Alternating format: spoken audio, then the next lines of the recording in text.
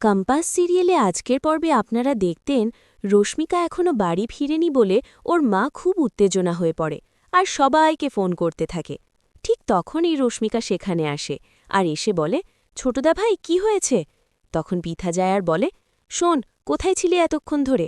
তখন বলে, মা, আমি তো কলেজে গিয়েছিলাম, ক্লাসে ছিলাম বলে মোবাইলটা সাইলেন্ট ছিল, তা আমি সাইলেন্টটা অন করতে ভুলে গেছিলাম। তুই এত কেন বাড়াবাড়ি করছো? তখন বলে, শোন, তোর কি কোনো কাণ্ডজ্ঞান নেই যে আমি বাড়িতে আছি, মা টেনশন হতে পারে নাকি, তাই বলছি। তখন বলে, ঠিক আছে মা। তখন রশ্মিকা আসর বৌদির কাছে বলে, বৌদি, বাড়িতে এত টেন্স কেন গো তোমরা? এবার মুখ গম্ভীর করে আছো কেন?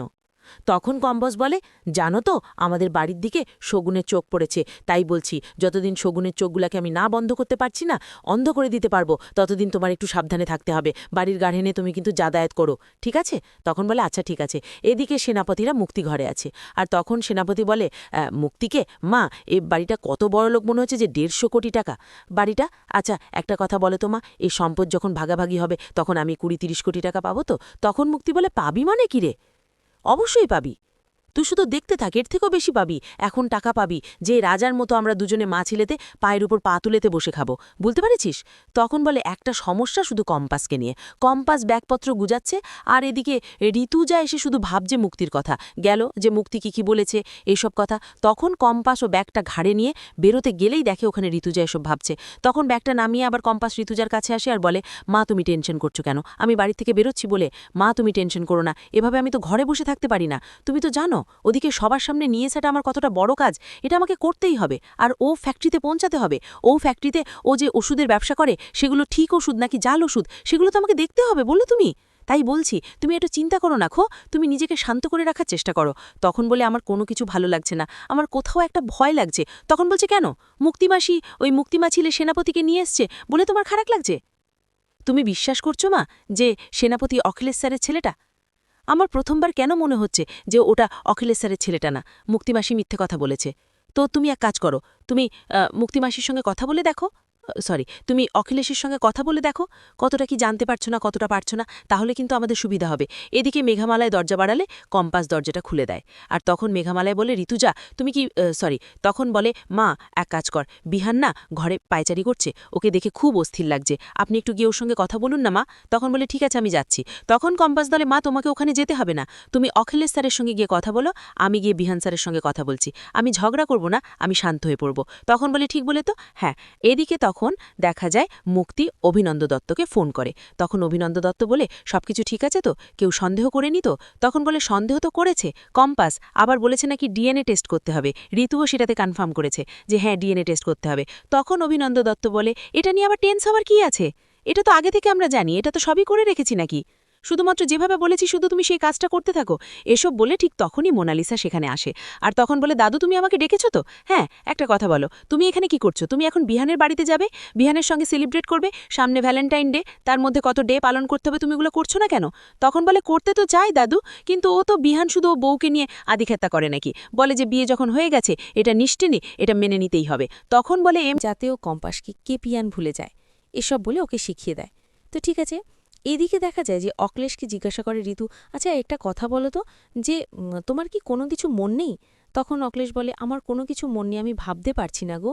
তখন ঋতুজা বলে, এমনও তো হতে পারে যে যখন এই ঘটনা ঘটেছে তখন তুমি তোমার মধ্যে ছিলে না, তাই এতদিন ধরে তুমি নিশ্চিন্তে ছিলে যে এমন কিছু ঘটেছে জানো না রাখো। তবে হ্যাঁ, ওসব কথাগুলো বাদ দাও। হ্যাঁ, তোমার নিজের ভালোর জন্য, আমাদের ভালোর জন্য, যাক আমাদের আমাদের কথাটা বাদ দাও, তোমার নিজের ভালোর জন্য কিন্তু তোমাকে জানতেই হবে যে এই জিনিসটা কবে কোথায় ঘটেছে। তো এখন কিন্তু সবকিছু তোমাকে খুঁজে বের করতে হবে। তখন অখিলেশ বলে, আমার নিজেকে খুব অসহায় লাগছে, বিশ্বাস করো তুমি এসব বলে। যখন ঋতুজা হাত ধরতে যায় ঠিক তখন মুক্তি সেখানে চলে আসে।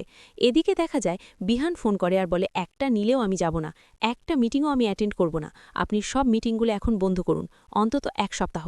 ঠিক তখন কম্পাস ফোনটা ধরে আর বলে, ও সব মিটিং অ্যাটেন্ড করবে, আপনি সব ব্যবস্থা করুন। তখন বলে, যদি বিহান ছেড়া বকাবকি করে? তো করবে না খো। তখন ফোনটা কেটে দিলে তখন বিহান বলে, কম্পাস, তুমি কি আমার ডিসিশনটা তুমি জানাবে? তুমি বললে কেন আমি করব? আমি কি করব না করব সেটা তুমি ঠিক করবে, ঘর থেকে বেরিয়ে যাও। তখন কম্পাস গিয়ে দরজাটা লাগিয়ে দেবার ভিতরে আসে আর বলে, আপনি কেন এরকম করছেন? মুক্তিবাসী আর ওর ছেলে এসেছে বলে এমনও তো হতে পারে যাতে আপনি কাজ কর্ম খাওয়া দাওয়া সবকিছু ভুলে যান, আপনি সবকিছু ভুলে এই ঘরে গুনাতে বসে থাকেন যাতে আপনাদের ব্যবসার ক্ষতি হোক। এরকম তো কিছু হতে পারে নাকি? তাই হয়তো এরকম করছে মুক্তিবাসীরা। এদিকে দেখা যায় মুক্তি ঘরে আসে আর তখন অক্লেশকে বলে, অক্লেশ, কি হয়েছে তোমার? তোমার কি শরীরটা খারাপ? নিশ্চয়ই তুমি ওষুধ খাওনি। দেখো, একটা ওষুধও খাওনি।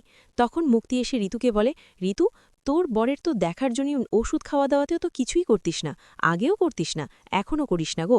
তুই ভাবছিস তোর বর খুব ভালো আছে, নিশ্চিন্তে আছে, একটু শরীর খারাপ না, কিন্তু আমি তো জানি নাকি যে কতটা অসুস্থতা। তখন বলে, ভাগিস, আমি নিশ্চিন্তে ছিলাম তাই তো, তুই এতদিন খুব রাজত্ব করলি তাই না? তখন মুক্তি অক্লেশের কাছে যায় আর অক্লেশকে বলে, অক্লেশ, আর চিন্তা করো না, আমি তো চলে এসেছি, তোমার মুক্তি তোমার কাছে চলে এসেছে, তুমি এখন নিশ্চিন্তে থাকতে পারো, আর কেউ কিছু করতে। আর একটা কথা কি আছে, তো বাংলার একটা প্রবাদ ছিল, যেমন তুমি ফসলে যত্ন করবে তেমনি তুমি ফসলে ফলন পাবে, সেরকমই, হ্যাঁ, যেমন তুমি ব্যবহার করেছো সেরকম তুমি পাবে উত্তর। তবে হ্যাঁ, সব কিছুই পৃথিবীতে পেয়ে যাবে, তাহলে তুমি উপরে যে শান্তি পাবে। বলে তখন ঘর থেকে বেরিয়ে যায়। এদিকে তখন আবারও বিহানকে বলছে, শোনেন, একটা কথা বলি আপনাকে, প্রথমবার আমার মনে হয়েছে যে অক্লেশ স্যার এ সম্বন্ধে কিছু জানে না, আমাদের মতো কিন্তু উনিও অবাক হয়ে গেছেন। এমনও তো হতে পারে যে ওটা মুক্তিবাসীর ছেলে হতে পারে কিন্তু অক্লেশ স্যারের ছেলেরা। তখন বিহান, সত্যি বলছো তুমি? তো হ্যাঁ, একদম সত্যি বলছি, মাথা ঠান্ডা রেখে আপনি মনোযোগ দিয়ে কাজ করুন, এমন হাবভাব করে থাকুন যাতে আপনার কোনো টেনশন হচ্ছে না গো। তখন বলে, ঠিকই বলেছ তুমি, তাহলে আমাকে এরকম কিছুই করতে হবে। তখন বলে, হ্যাঁ, শান্ত হয়ে থাকবেন, আর তাতে সামনে ভ্যালেন্টাইন ডে, আপনি ভ্যালেন্টাইন পালন করুন আপনার গার্লফ্রেন্ডের সঙ্গে। এসব বলে এদিকে তখন মুক্তি অক্লেশকে বলে, অক্লেশ, তুমি ঋতু কি বলতে চাচ্ছিলেন?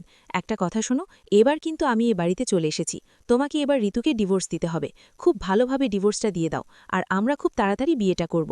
কিন্তু তখন কম্পাস আবারও যেতে যেয়ে ঘুরে আসে আর বলে, শুনুন, একটা কথা বলি আপনাকে, আপনি যতই ভাবুন না কেন আমি এই পরিবারের ক্ষতি চাই, আমি কিন্তু কিছুই চাই না।